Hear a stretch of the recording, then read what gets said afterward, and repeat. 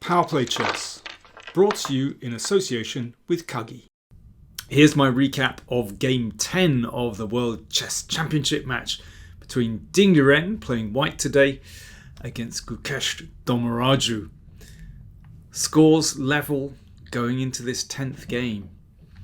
D4 from Ding. Are we going to see some main lines? D5, Queen's Gambit, Catalan maybe? No. Ding plays the London system again. And Gukesh repeats his system from game 6. And in that game 6, Ding played c3, and then we had this move bishop b5 check.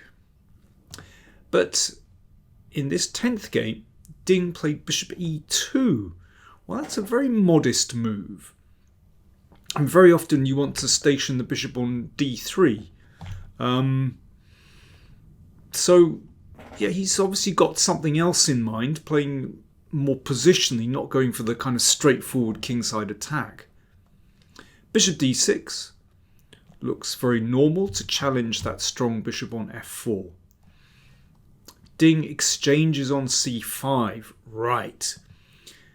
Now we can see what he's at, because actually we've now transposed into a line of the Queen's Gambit declined. So let me just go a couple of moves further. So this is the game continuation, and then there was an exchange on c4. Now you can arrive at this exact position from a Queen's Gambit declined. Let me just go back to move 3. Let me put this into context. So this is the Queen's Gambit declined, and bishop f4, very normal continuation. E3, c5, an exchange on c5. Now you can see the similarity. Bishop e2, knight c6, and an exchange on c4. This is the exact position that Ding and Gukesh reached in their game, and you can see, yeah, it arises from a Queen's Gambit decline. So let's come back. So there have been games with this exact position played before. It's basically a bit better for white, and even though the pawn structure is symmetrical, you can see that this is the difference between the two positions. That bishop on f4 cuts down across the board, controlling some really key squares in the position, whereas that bishop on c8, its counterpart, is just blocked in at the moment. So it's more because that bishop is blocked in, then it's more difficult for the queen's rook to enter the game. Whereas if you compare with white's position, then these rooks should be able to enter the game very easily. So Gukesh is a bit worse here, and you have to play quite accurately in order to sort of dampen white's slight initiative, or a slight advantage in piece activity. And Gukesh thought for almost 26 minutes here, and I think you need to invest the time in positions like this. If you get it slightly wrong, then you can end up with just a really poor position without much hope of counterplay. I've played this kind of position with black quite a lot when I've played the Queen's Gambit declined. They're usually okay. You just have to be aware of what's going on, actually. So that is a very good move. Knight h5. Black wants to exchange off this bishop. And white has a few possibilities here. Ding played bishop g5, which isn't bad. But it's also possible to play knight e4. I mean, that's quite testing for black, actually. And if bishop e7, bishop d6. So, occupying that d6 square is quite pleasant for white. You can imagine if a knight lands there. So knight takes f4, knight c5. And, this this could be quite interesting for white. You can see this is a very typical endgame that white wants. As I said, the rooks are connected. Compare that with black's rooks and a nice active knight on c5. And there are other ways for black to play that. You could also play queen here. This has been played previously. And once again, white is just more comfortable here because the rooks get to the open files just a bit quicker than black's major pieces. So I think knight e4 is quite testing. The computer will tell you that it's probably about equal, or maybe white only has a slight advantage, but black has problems to solve there. But Ding played bishop g5, also not bad. And the bishop, which wasn't doing much on c5, dropped back to e7. So this is the game continuation. And knight e4. So it's similar to those lines we were looking at. And it's partly about perhaps trying to get this knight into d6 or maybe even c5. But Gukesh found a good idea. He played the knight back from the side to f6. So he wants to exchange lots of pieces, basically. And just to nullify white's slight initiative. Now here is where I'd like you to have a think. I'm going to have a drink. So cheers, everybody. What would you play with white here? How can you try to squeeze a little bit of advantage from this position? How at least can you get a bit of initiative? How can you put pressure on black's position? White play. What are you going to do next? Cheers.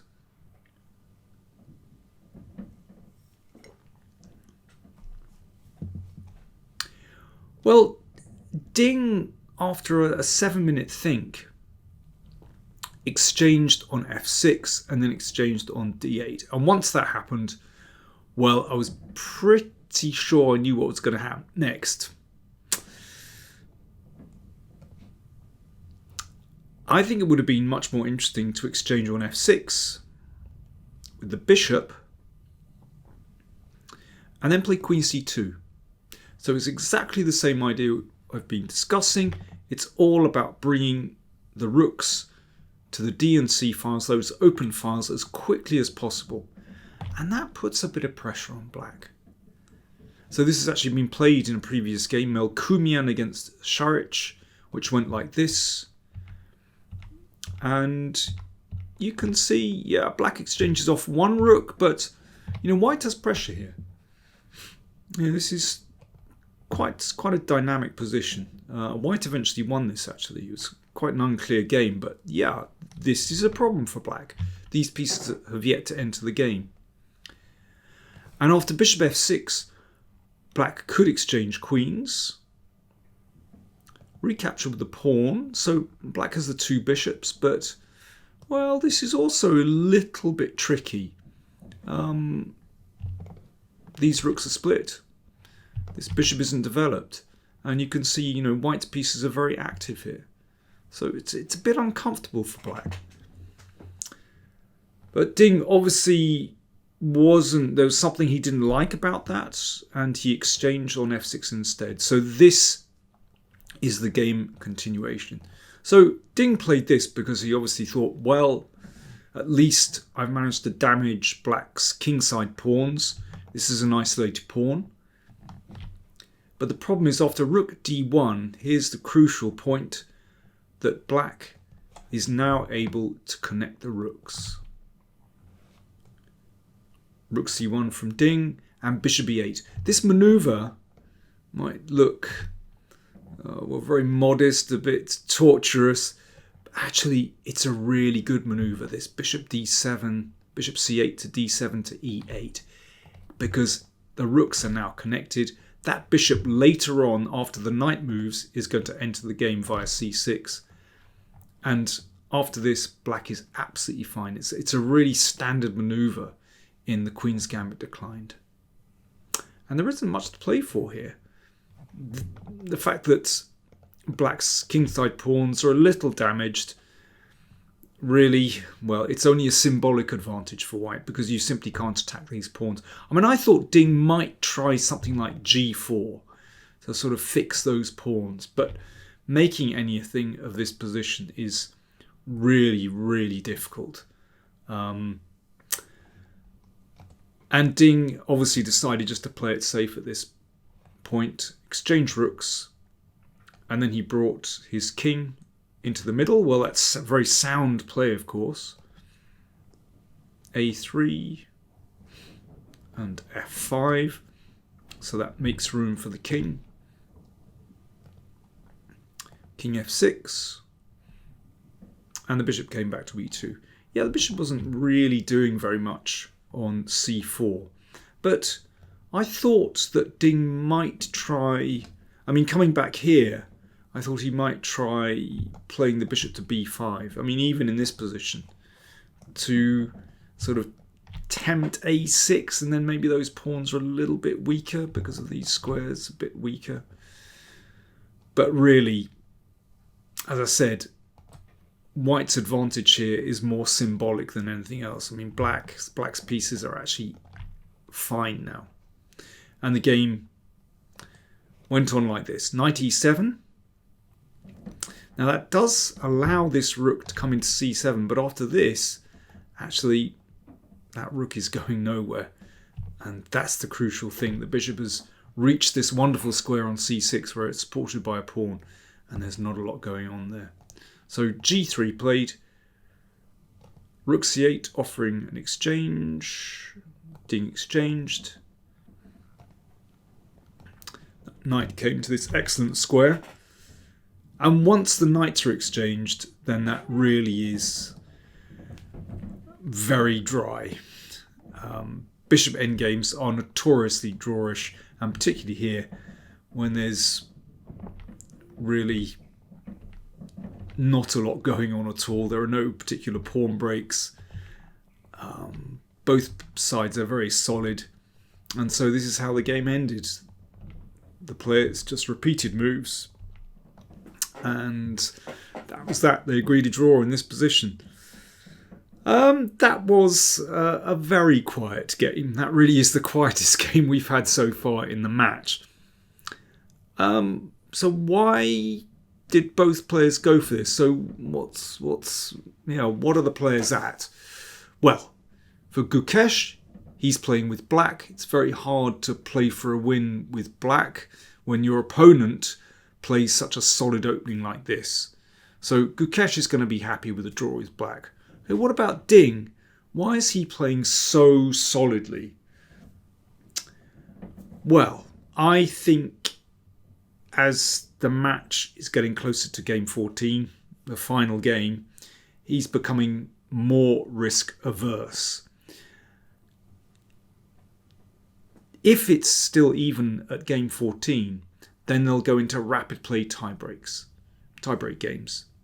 And Ding is simply much better at rapid play than Gukesh. If you look at their ratings on the live rating list, if you look at their rapid play ratings, then Gukesh's classical rating is 2775, but that dips right down to 2654, his rapid play rating, and 2615 is his blitz rating.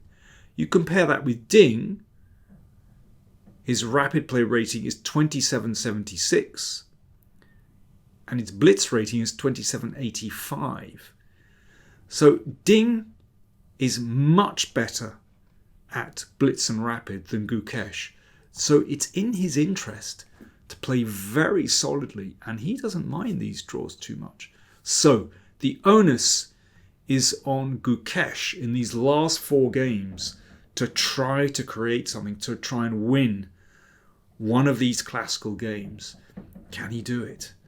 We'll soon find out. 4 games to go. My addition is a little bit better than the previous recording. 4 games to go.